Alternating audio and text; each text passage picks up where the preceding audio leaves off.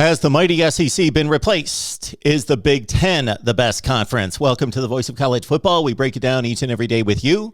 Best discussion, debate, and analysis because of your participation right here at the Voice of College Football. Please like the video. Share these videos out on social media. Tons of people out there, thousands, millions of people don't know that we are here discussing college football with you each and every day. People that you come in contact with that don't know about the Voice of College Football. So you reach out to them, drop the link, tell them about what we do here all the time, every day, 24/7, 25 team channels included. All right, let's get to the Big Ten numbers. 39-13 against the other conferences and the FCS.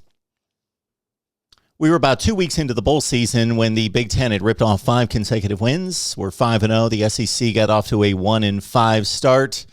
Right about then, I was starting to consider, apart from the metrics, the results on the field, just in my own mind, that even though Alabama and Georgia are the two best teams in the country, is the Big Ten a better conference top to bottom?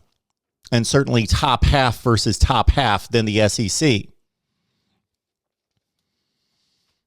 And not just taking the bowl results, but the results from the regular season against non-conference competition, and also considering just the style of play, the level of play, and everything else, the periphery metrics that we all know in terms of recruiting and the NFL draft and so forth. But really looking at the results on the field in the Big Ten at that point, outplaying the SEC. And then, bam, we had some results that we had to take notice of. First and foremost was Georgia, Michigan, of course. Now, that shouldn't shape the entire narrative for both conferences, but keep in mind, Georgia is just one of 2 top teams in the SEC. And after watching that game, not difficult to envision that Alabama may have had the same outcome against Georgia or against Michigan. And then the Big Ten results the rest of the way in the bowl season, not spectacular, led by the Michigan effort. While the SEC, of course, took off, Georgia, Alabama running to the national championship game with 2 impressive wins in the playoffs, and then other wins by Arkansas and others. All right, check out the SEC video. Let's focus on the Big Ten again. 39-13, 14-10 against the Power 5 and Notre Dame. And they took it on the chin twice against Notre Dame, both Purdue and Wisconsin losing to Notre Dame. 18-3 group of 5. That's a healthy number, and then only 7 games against the FCS and winning all 7. So the Big Ten did not stub its toe against the FCS, and we'll see the relevancy and the weight of these wins and losses. Let's go to the wins.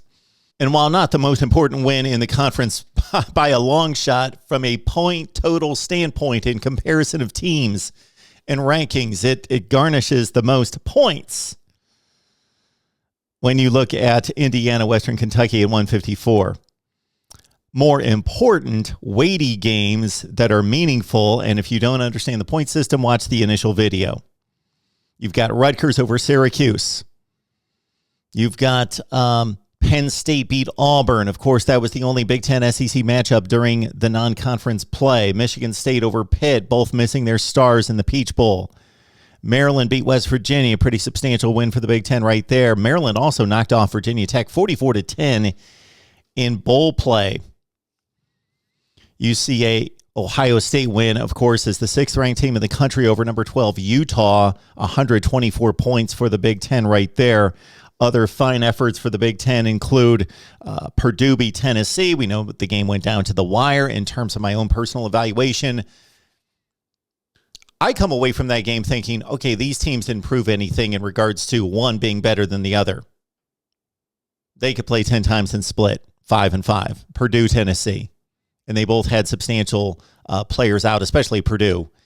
But Purdue needs to be credited with a win. It's official, and therefore there's the point total. Minnesota with some decent wins over West Virginia and Colorado. Wisconsin beat Army. Wisconsin also beat an Arizona State team that was 8-4 coming into the game in bowl play, number 40 in the country. Iowa State's always a big matchup, and Iowa State not as good as we expected them to be, but still at 7-5 regular season, and Iowa beat them as the 21st rated team in the country. And on down the line with, again, 10 FCS wins. The Michigan-Washington game didn't turn out to be the type of weighty affair that we expected, as Washington quickly fell out of the top 25. So only 52 points for the number 3 team in the country. So Michigan didn't give a whole lot to the Big Ten on the win side out of conference, taking on Western Michigan, Northern Illinois, and Washington, even though NIU did win the MAC.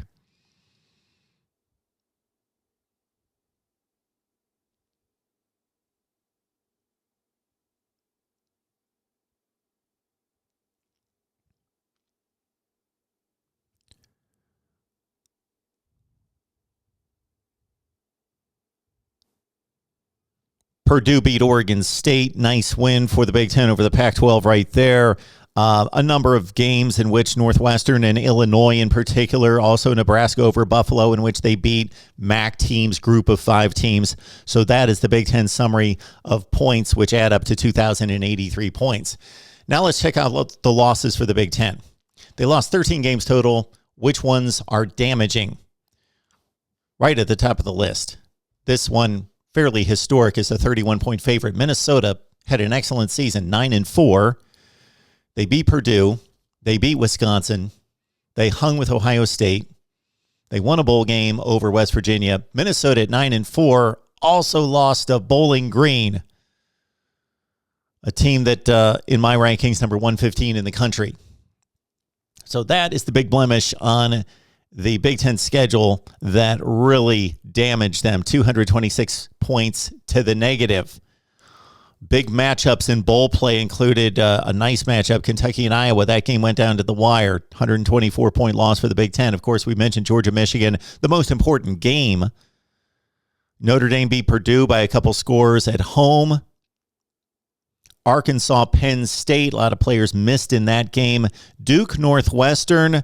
Northwestern slightly higher ranked than Duke, but lost that game pretty big. Virginia-Illinois, that's another loss for the Big Ten against the ACC right there. Of course, the big game that set up the conference, both in the Pac-12 and the Big Ten, of course, was Oregon-Ohio State. Oregon finished at 10-4 on the season, number 28 in the country. Ohio State lost that game at home by a touchdown and 152 points.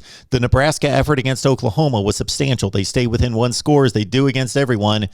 But, of course, they lost that game and therefore 67 points. Notre Dame-Wisconsin, big game as they both finished in the top 20 in the country. Notre Dame won that game going away in the last 5 minutes of a very close game early.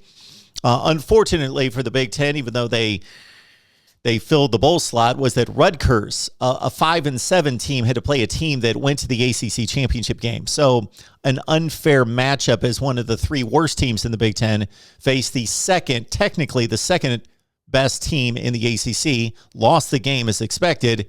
It is a nominal loss for the Big Ten, but it still, of course, has to be counted in bowl play, as Rutgers fell to Wake Forest, and 75 points right there. Let's add it all up. Okay, again, 39-13 overall. 14-10 against the Power 5 and Notre Dame, 2 losses against the Irish. 18-3 group of 5 records, a good one. Illinois lost to Texas San Antonio. Minnesota Bowling Green, that's the big one. And there's another loss in here, Cincinnati, Indiana. That's a group of 5 loss technically, but we know that Cincinnati was considered one of the 4 best teams in the country. At the time of the game, it looked like Indiana was going to be formidable as a top 20 team to start the season, but they finished at number 99 at 2-10.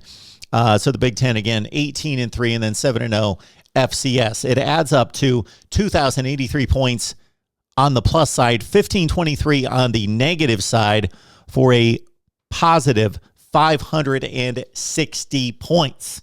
All right, here's the deal, folks. Past off seasons, we've run through a format that I've built that I'm very comfortable with and feel is very valid for the Power 5. Okay. It is basically seeding the teams based on the standings and then only using the results from the Power 5 and weighting the games based on the seedings. Okay. We have discarded that system this offseason to go through the entire schedule of college football, rank all the teams 1 through 130. It's a more subjective system, the other one more objective because it simply goes by the standings and the records and the seedings within the conferences. This one is subjective based on my rankings that actually do make sense 1 through 130. They're not perfect. They're not infallible. They can't be questioned. Yes, they can, of course. But they do make sense, and they received very little negative feedback 1 through 130. So we're using those. Okay.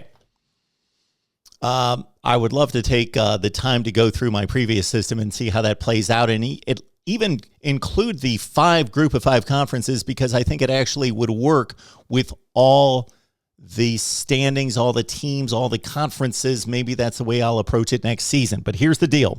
We still have some math to clean up.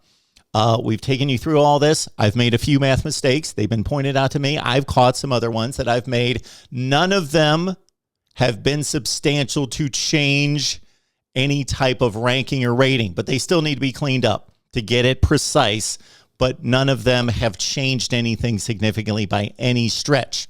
All right, we want to do one final video in which we compare it all. Now that we've broken down each and every conference, we compare them all the numbers. Okay, need to review the numbers, need to review the math, and then put together the video.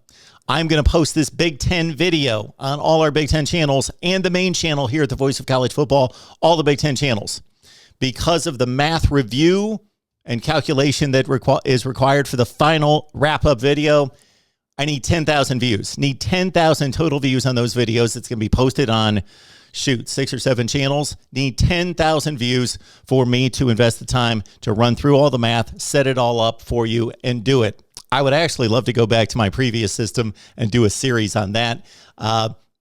Many of you are geeks and nerds like I do and love this stuff, but it's simply not enough of you. Most of you love the conjecture and the rumors and the speculation and the projections about the future and not necessarily diving into the analytics. So here's the deal. Big Ten videos coming out. We've done all 10 conferences. Dig in, dive into them, but we want to do it right. But we need that kind of feedback and support to know that you want this final video to wrap it all up right here at the Voice of College Football. So please get us to 10,000. Share these videos out on social media. We will see you next time. Next series, Heisman candidates, our top 12 list, and our Heisman dark horses.